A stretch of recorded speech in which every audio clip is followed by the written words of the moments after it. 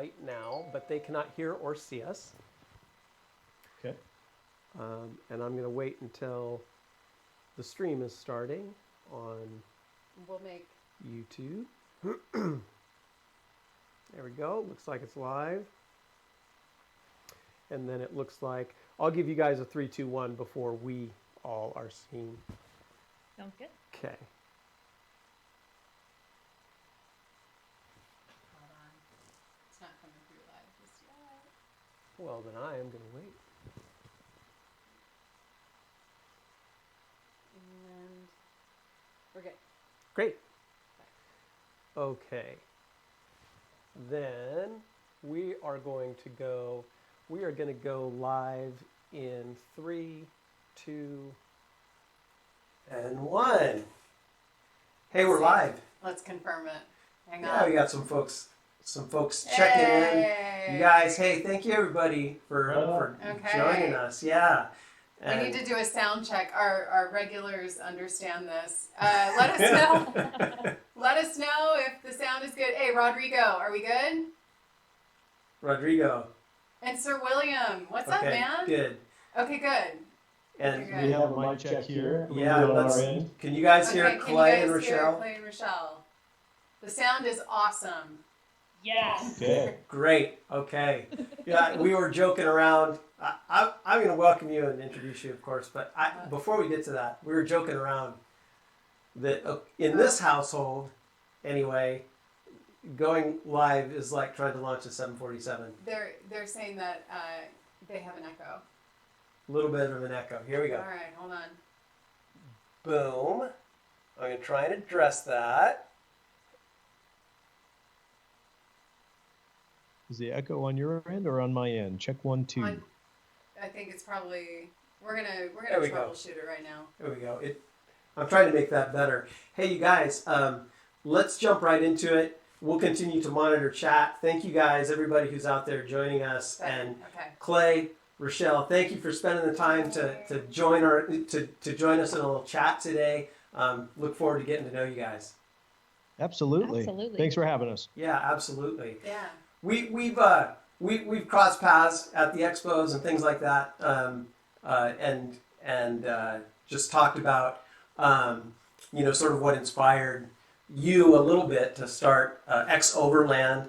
But maybe that's where we should start. Is tell us how it started and Yeah.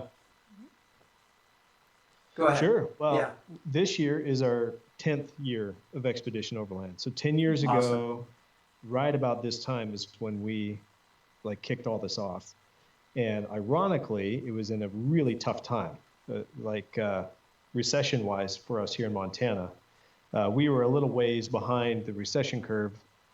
Montana typically is a little bit. Mm-hmm. And I had a bunch of work fall out of place. I was a cinematographer. I was working for, I worked for myself, but had a bunch of work that was lined up. Just got back from Africa of doing a documentary over there with Uganda Orphans Fund at the time. And all of my work fell through. And we had, how many kids did we have at the time? We had 3. We had 3. Young Eli babies. was like little. Yeah, he was born in April, and it was later that year. I was pregnant with Eli because he was Okay. born in April. Yeah. Yeah. So long ago, I can't remember I those know. things. But it was a tough time, and we lost a lot of our income because with cinematography, we tell the story often is that it's kind of feast or famine, especially when you're getting started. 10 years ago, I was 27 years old. I'm 37 now, and we had just kind of gone through a bunch of work, and then it was starting to get to the dry spell, and we were going to be okay because we had stuff lined up. Mm-hmm. And then it just hit. I got back from Uganda and I lost all the work. Yeah. And yeah, it was kind of one of those times. It was like, and it may not be that different for some of you out there right now. It was just like, I've got to do something, and I can either go out and work for other people still, Mm-hmm. or I can figure out how to do something on my own and work for myself and follow what we kind of wanted to do. Because at the time, frankly, we didn't have anything to lose. Yeah. We didn't have any other Yeah. options. So We it's were like, already at the where bottom. are you going to go? Only up from there, so Right. hopefully we should just try something. And so we did. We shot a pilot season or a pilot episode down in Moab, Utah, and got a bunch of buddies together and went down and shot a pilot. It never came out to be a full episode. We just kind of did a teaser with it. And that's how Expedition Overland was born. We took the plunge pretty hardcore, but we had just come off of working on other projects in Alaska. I worked in Alaska remotely on a show for 3 seasons, and had learned kind of how to shoot TV, TV. Yeah. And so we were able to apply it, and then we kind of put our own twist on things, and that's kind of what kicked us off. And 10 years later, here we are. I mean, that's the short story. Yeah. We looked around and saw, oh, sorry, Michael, that, when we were watching these reality shows on like major cable network television, that we knew that, man, we've got to be able to make a show that doesn't have to include all of the drama and all the staging and just all that stuff that I just personally don't like. And that was always one of our big, it's a core value to us too, when we are producing that content of, we don't stage stuff, we don't fight, we don't, fights happen, but it's normal communication and miscommunication. It's not, so. For us, we found if you make the stakes challenging enough, the drama will come on its own. And the drama doesn't have to be between people. The drama goes towards whatever challenge is there. And that makes much more wholesome experience and for everybody involved, even us shooting it. I mean, the last person I want to fight with or, struggle with is teammates. I'd rather all be working towards the goal and working against that, not each other. Yeah, reflecting back on the start of XOverland and those first episodes that came out, you mentioned that you guys both turned to passion and something that you wanted to do, and that passion really came through.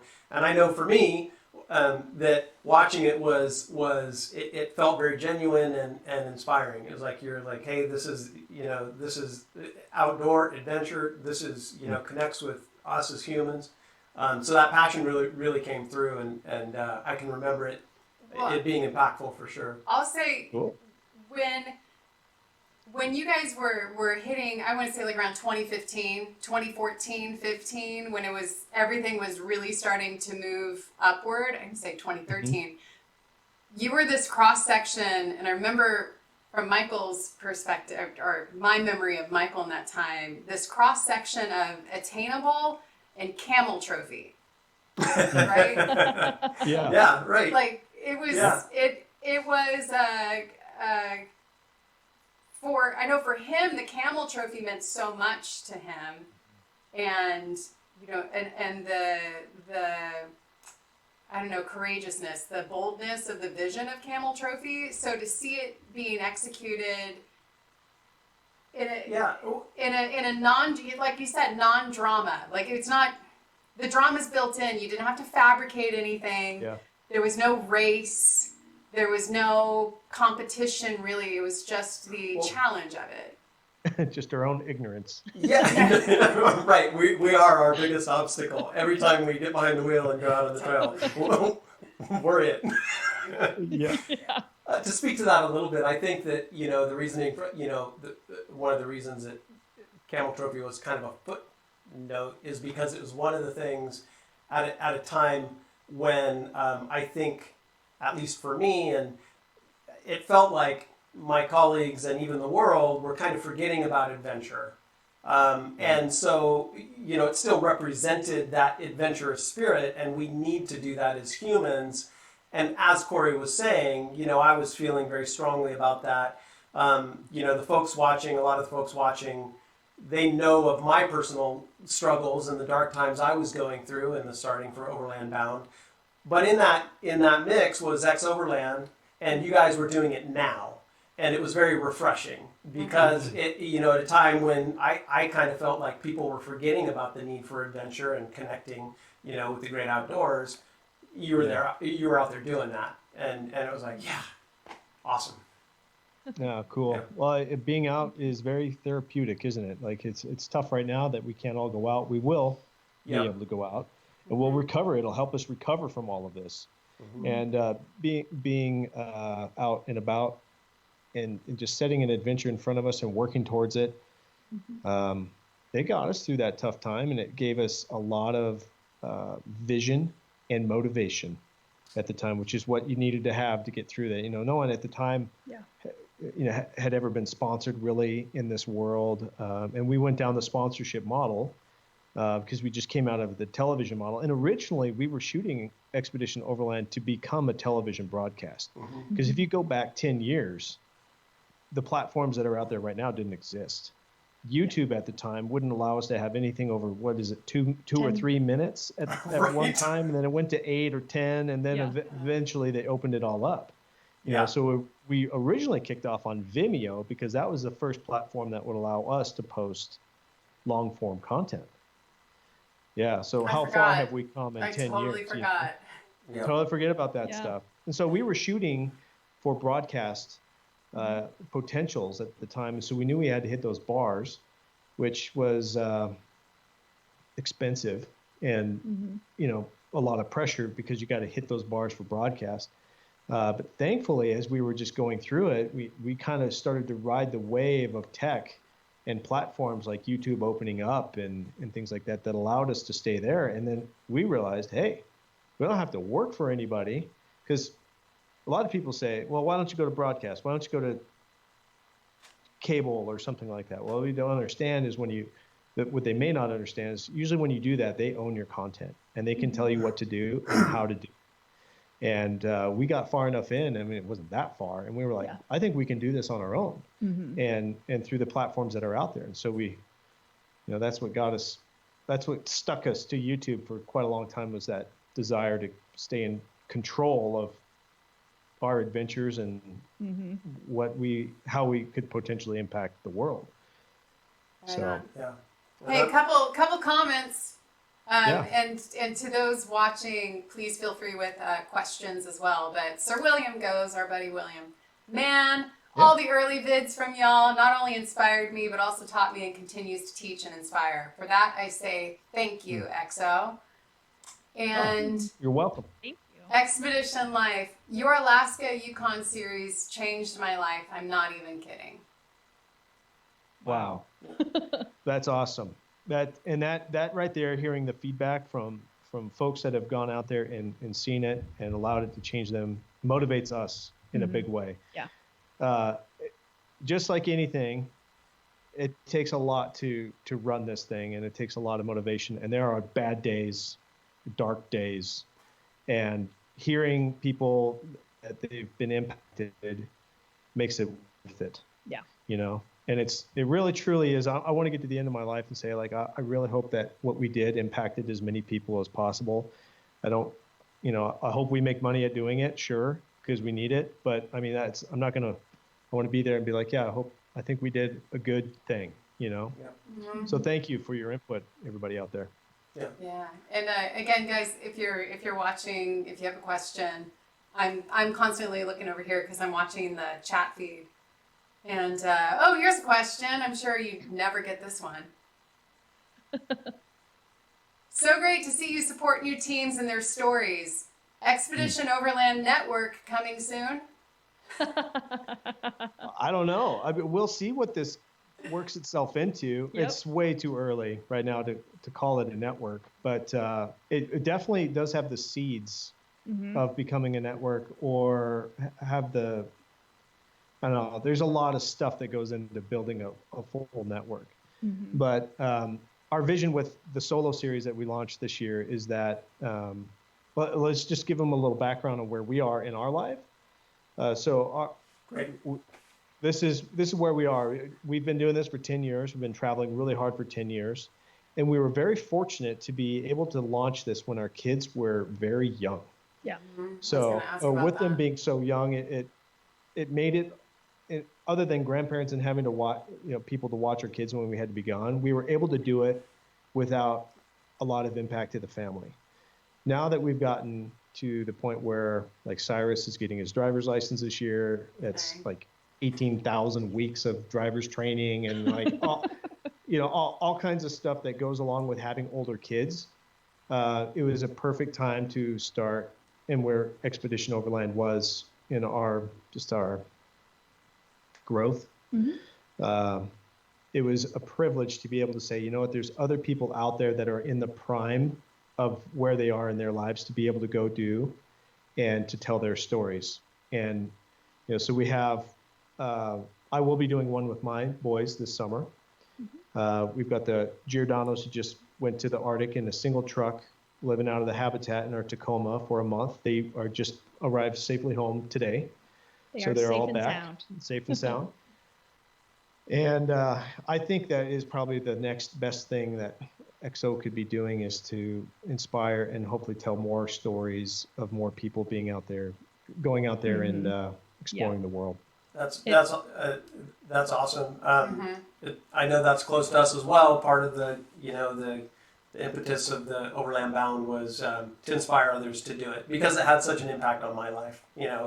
Dark period, and I was like almost involuntarily get the truck, head to the mountains, return back to kind of what I was doing when I was young, and it was it turned things around so much for me that I was like, I want to share that with other people. And for every person, I've heard you guys allude to this as well. For every person that you impact or that we impact that goes, oh, I could do that too. I could take a break. I could load up my rig. I can go out there and get off grid and find a little bit of solace in the outdoors. For every person that we introduce that to, it's a good day for us, right? Like, that's really part of the goal.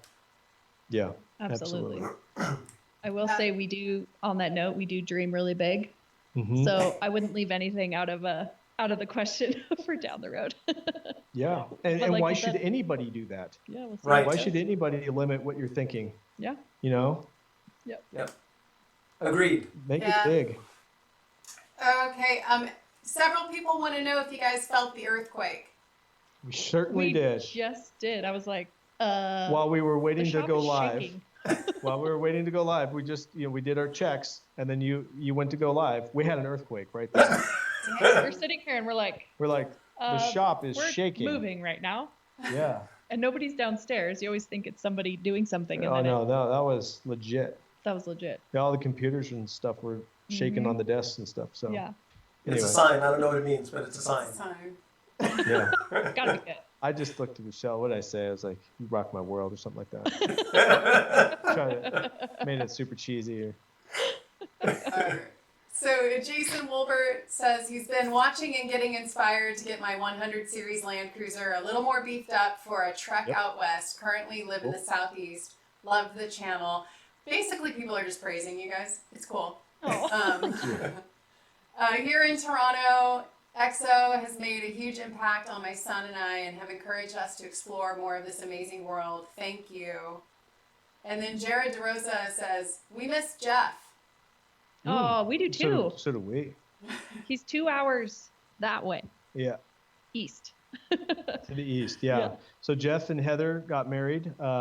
Expedition Overland had a pseudo marriage that came through it, I guess. I mean, there's other factors too. You put them in a You put them in a together forerunner in for 6 South weeks. America for 6 weeks, and something's gonna happen. Nice. I'll just claim it. It was us. It was totally us. We set him up. Yeah. That's going to go one way or We another. missed Jeff too. I think as many people